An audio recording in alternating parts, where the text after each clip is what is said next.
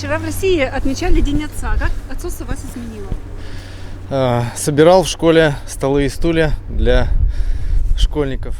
То есть вы стали более рукодельным, если так можно выразиться. Ну, если можно, тогда. Я уже дед уже. Какой дедушка? Добрый, Добрый нам. щедрый.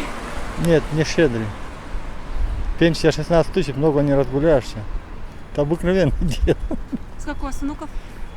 10. Меня как изменило, я уже не помню, это давно было, как она меня изменила. А сколько у вас детей? 2. Это было очень давно. Добрей стал, Да. нежнее. Хороший отец и сам знает, какой он должен быть. Ну, серьезный стал, скажем так. Более серьезно. Конечно, конечно. Да куча проблем появляется. Ну, но это, в конце концов, это радость, скажем так. Ну, во-первых, приятно иметь детей, правильно?